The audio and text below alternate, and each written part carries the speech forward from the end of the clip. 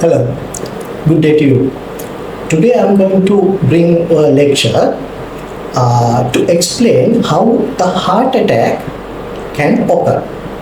In previous lecture, I brought you the facts. What are the symptoms that you can get while getting a heart attack? And this is the second lecture. What's the mechanism for you to get a heart attack? The basic concept is that it is the lack of oxygen to the heart muscle, not the lack of blood supply. Because while having a good blood supply, without any blocks, also you can get a heart attack. So that means it is not the problem is not with the blood supply. Actually, it is the end result is due to the lack of oxygen. I'll explain you how you can get the heart attack while having a good blood supply as well. So the problem is the lack of oxygen is either due to low oxygen transport capacity of the blood or due to the poor blood supply, as everybody says, due to the lack of blood supply, due to a block or something like that. Now, what are the causes for the poor oxygen transportation in the blood? The oxygen is transported in red blood cells. There are particles called hemoglobin. So if the production of the red blood cells are low, then you can get a low hemoglobin count and then poor oxygenation to the heart muscle. So supposing if you have a bone marrow problem, cancer or something like that, or any other disease, then the production of the red blood cells are low, then the oxygen carrying capacity is low, then you get a poor blood supply to the heart muscle. Then you can get a heart attack. And the other fact is that if you have a chronic kidney disease, then for the production of the red blood cells, you need a hormone called erythropoietin, which is secreted by the kidneys. So if you have a chronic kidney disease, then your erythropoietin secretion is low, then your red blood cells production is low, so the oxygen carrying capacity to the heart muscle is low, then also you can get a heart attack. And the other fact is that when you have a low hemoglobin count, so supposing if you are vegetarian or poor dietary habits if you have, then if your hemoglobin count is low, then you are prone to get a heart attack. And if you have a bleeding, now if you are a heart patient, we give you some blood thinning tablets, you call it aspirin and clopidogrel and likewise. For those tablets, you can develop gastritis as a side effect. Or if you are a non-patient with gastritis, which leads to gastric erosion, leads to the ulcers and likewise, then also you can bleed in the upper part of your gastrointestinal tract, so that you will bleed without your knowledge for a long period, so that your blood hemoglobin count drops and your oxygen carrying capacity is low. So during that time also you can get a heart attack. Now in such situation, it is always advisable for you to watch the stool colors, because if you are bleeding from the upper part of the gastrointestinal tract, your stool color will be black. But keep it in mind that if you are taking iron tablets for anemic conditions, then also your stools could be black. In such situation, stop the tablet for 4 or 5 days. Then if the stool color becomes normal, then there's no bleeding from the upper part of the abdomen. It is due to the upper part of the gastrointestinal tract actually. But that black color is due to the iron tablet. But if not, that means you are bleeding from the upper part of the gastrointestinal tract. In all these situations, usually when we do the angiogram to see what the cause for the heart attack that they presented with, we actually cannot find most of the cases unless it is an incidental finding that they have a block. Usually these people, they don't have a block in their coronary arteries. So that means even without a block, even with a good blood supply, you can get heart attack. It is purely because of the low oxygen transportation, and that is why I have mentioned here the cause for the heart attack is lack of oxygen, not due to the lack of blood supply. Because in this situation you have a good blood supply. When you do the angiogram, you usually do not find any blocks, but still they develop heart attack purely because of the oxygen carrying capacity is low. Especially if your hemoglobin count is less than 8 grams per deciliter, then you are prone to get a heart attack due to the anemia. The other part is, as everybody says, due to the poor blood supply. Then also you can get a heart attack. But this poor blood supply condition could be classified into two categories, either temporary or permanent.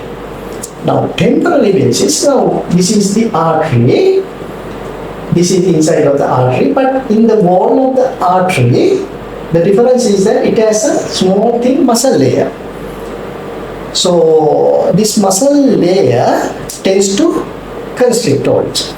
So, if you are under stress situation, or if you get too much of angry and too much of sad situations, then the adrenaline secretion will be very high, and then this muscle layer tends to get constricted. In such situation, if the wall gets constricted beyond that area, you won't get a blood supply.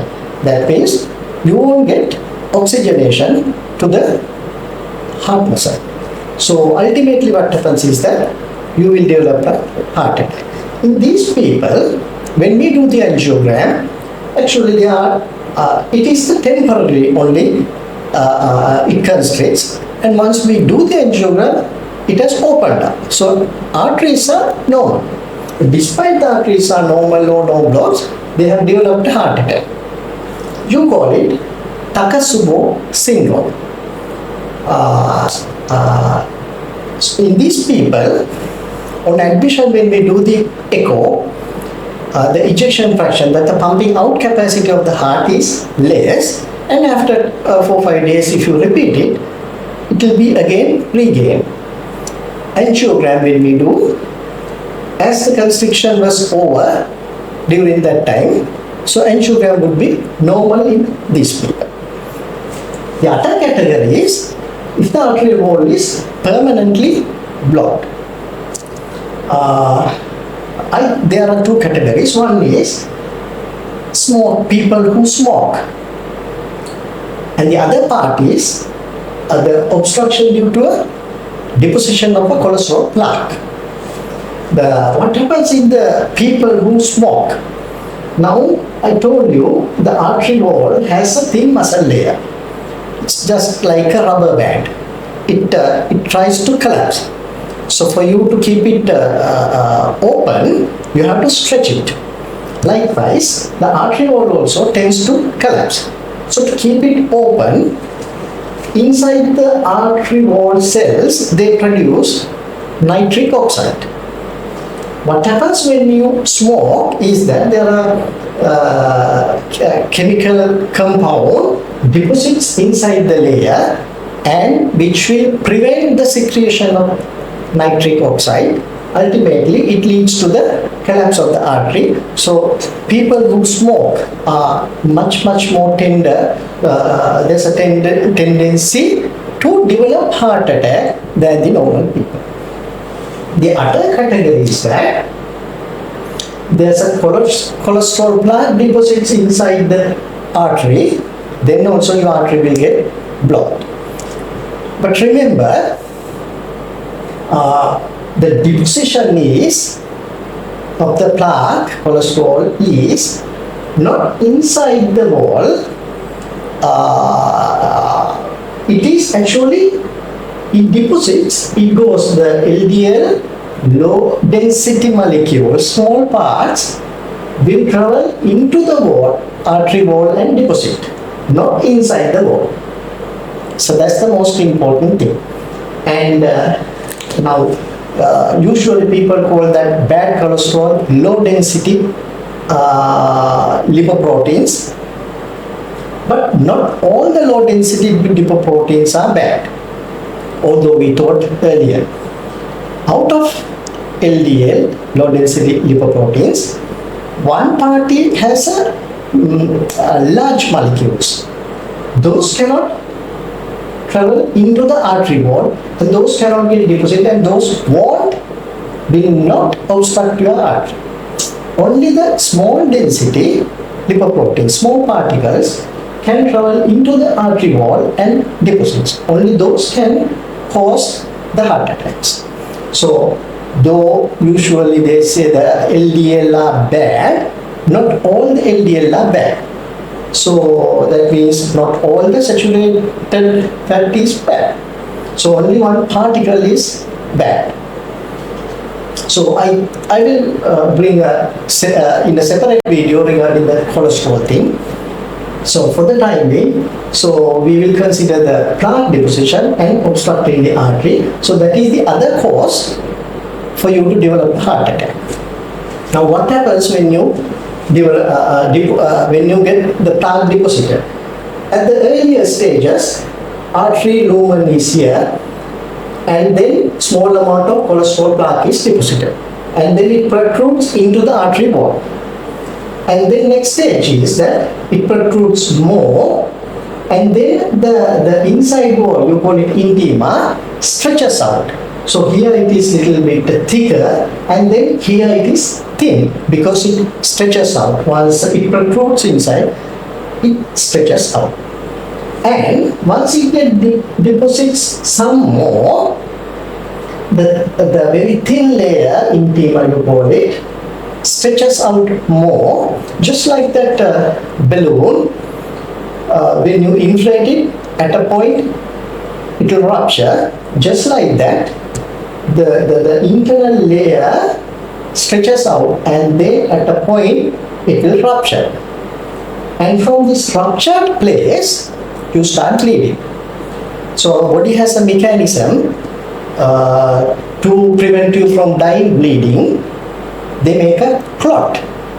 In the same way, the body makes a clot here to stop the bleeding.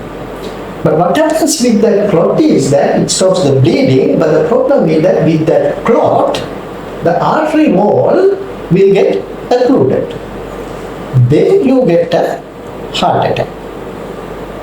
In these situations, you have only a partially blocked arteries, so you call it only the angina. That is, you get some chest pain, either when you do some exercises, then stable angina, or at rest even, unstable angina. The people who are diabetic or eat too much of food, or you are under stress, then your adrenaline secretion will be high. Then the adrenaline will convert glycogen in your liver to glucose. Then your glucose level will be high. So if you eat too much also starchy food, then your ultimate end result would be the glucose will be high. Or else if you are a diabetic, what happens is that the glucose cannot be utilized into the cells due to the lack of insulin, so that their glucose levels are also high. In all those categories, what happens is that if the high glucose level in the blood cannot be utilized for energy or any other purposes, then it will be converted into the fat and deposits. So diabetic patients are 2 to 4 times more prone to get a heart attack than the others because of the deposition. Now in this situation, if you are a high pressure patient, hypertension patient, and if you are under stress, then your adrenaline will be secreted. The adrenaline will increase your heart rate and ultimately your blood pressure. So once the blood pressure increases, then this stretched out area, intima, the inner part, will be distorted by that high pressure. Then you will start bleeding. So high pressure patients also are prone to get heart attack because of that. So these are the causes for you to develop a heart attack. So in my next video, I would like to bring you who are the people prone to get heart attack, who are at risk. So if you want to watch that video as well, press your bell icon and subscribe my channel, and then once I publish that video, it will be notified to you. If this was interested, helpful, you can press the like button as well. Thank you for watching.